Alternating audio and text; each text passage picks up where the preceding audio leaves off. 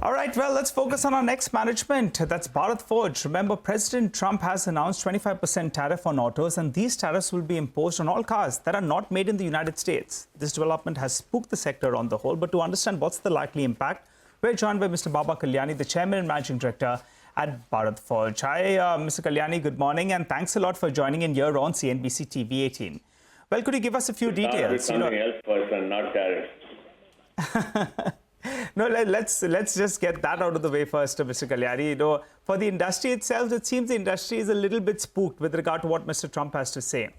For your business, how do you see it impacting? I think the total exports as a percentage of revenues in that mid-30s or thereabouts. But out of that, how much is autos? I mean, a large part of the, let's say 50% is auto. But the point is, we don't know the exact details of what the tariffs are for each product category or product item. That will only be disclosed, I think, on the 2nd of April. Okay. This has been a White House announcement. This is not a official announcement of the tariffs relating to each product. That's number one. Number two, everybody is going to have the same tariff. So I don't think we are going to have any competitive advantage or disadvantage out of it. Our government is trying very hard to have a negotiation with the U.S. trade team as we speak now.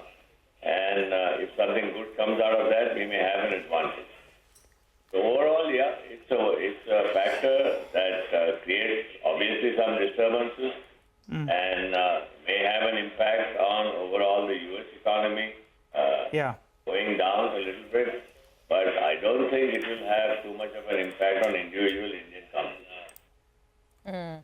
So for your business, just wanted to get that number out of the way. As a percentage of your total mix, what are the total exports, auto exports to the United States? We just get that detail out of the way. 20% of our exports are auto exports to the U.S.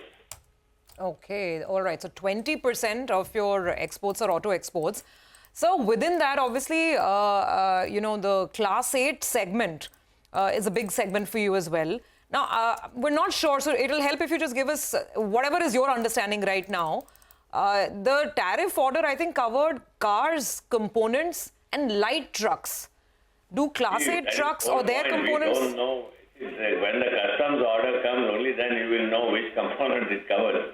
Okay. This is a White House announcement, so it's very difficult to make out from that, okay? Okay, all right. So in that sense, I mean... All I'm saying is that it will be the same applicable to everybody in the world. It doesn't matter whether you're in India or in Europe or in China or in Brazil or anywhere else. So I think relatively we will have the same cost structure irrespective of what the tariffs are.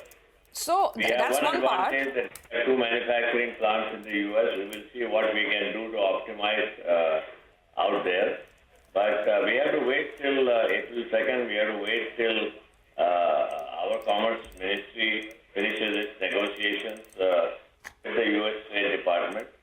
So there's still, some time before all this can be understood in a proper manner.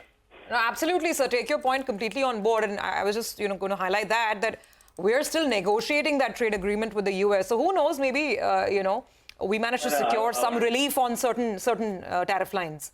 No point. It is not very easy in technological components in the automotive industry to switch from one supplier to another. It takes almost 3-4 years. Yeah. You can't next one start deciding to switch from here to there. Absolutely. So very valid points, which is why, perhaps no reason to panic right away. You mentioned your manufacturing facilities in the U.S. What all sort of is made there, or to what extent do you think you can ramp them up to hedge yourselves against any potential, impact? Well, we have already taken steps right now to ramp up production of passenger car components, that's the automotive component. Okay. That's one area where we have a lot of opportunity, we have capacity, and we are ramping up. We'll see. Let's wait till first week of April, and then we'll have a lot more clarity. Right. Got that. Mr. Kalyani, good morning. Prashant here, sir. So, and I hope you'll join us again post the 2nd of April once we know for sure, right, how this is going to pan out. But let's just quickly talk about the the Ministry of Defence order, which you've got Bharat Forge, Tata Advanced Systems, with regards to artillery. I think it's a near 7,000 crore order. Could you give us a sense of, how this would be executed, timelines, and the potential here? I think, this is something that we've been waiting for many years, and I'm very happy, personally very pleased that this has happened. We've signed the contract. Roughly it's about 7,900 crores, and we get 60% of that, about 4,100 odd crores, roughly. And official timeline to execute it is 3 years, but we can execute it much faster than that. So, we are just our team is just working out the process. And as you know, we have a very large capacity to make artillery guns, so we could finish this whole business in 2 years' time once the first stage approval is done. What is it? Sorry, just one thing.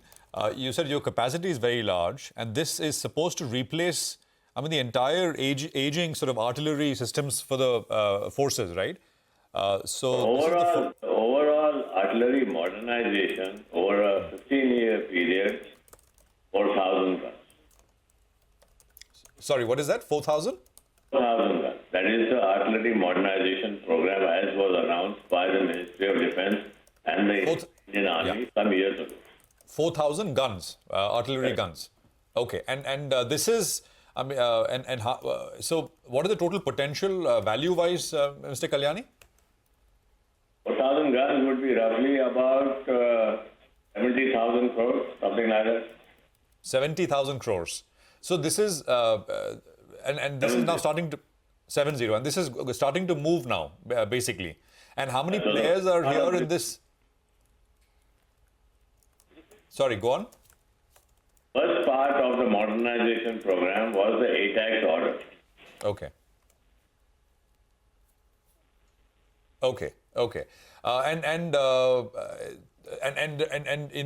This is the first part, but as this starts to roll out in terms of more orders, etc., is Bharat Forge in everything else as well on the artillery side?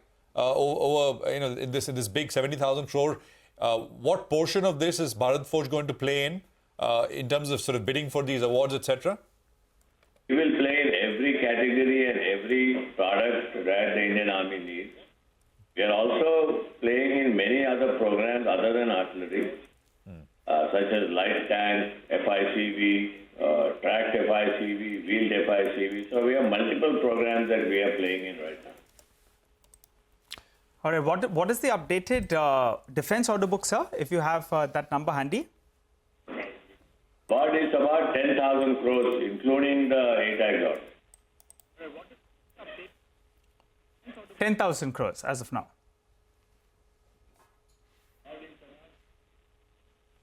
Mr. Kalyani, your audio is dropping off. You said, what's the number, sir? 10,000 crores. 10,000 crores. Okay. Are you able to hear me? Yes, much better, sir. 10,000 crores, you said? Yes, that's the order book currently. All right. So just one final question, sir, before we let you go. The last time around we briefly chatted on the overseas subsidiary, and you said that in the coming 6 months or so, we could expect some resolution. Is that on? Has there been some movement on that front? Please wait for 6 months and you will hear from me on the resolution.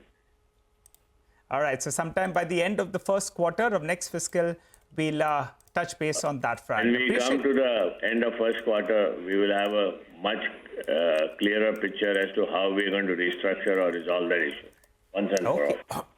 Okay, all right, Mr. Kalyani. Thanks a lot for joining in this morning. Needs to be seen what happens with regard to Trump's tariffs. But clearly on the defense space, you're sounding very, very optimistic. 10,000 crores of an order book and more to come. So that's going to be something. And the next couple of quarters, we'll get some outlook with regard to the overseas subsidiary as well. Appreciate you joining in, sir. Thanks a lot for speaking to us here on CNBC-TV18.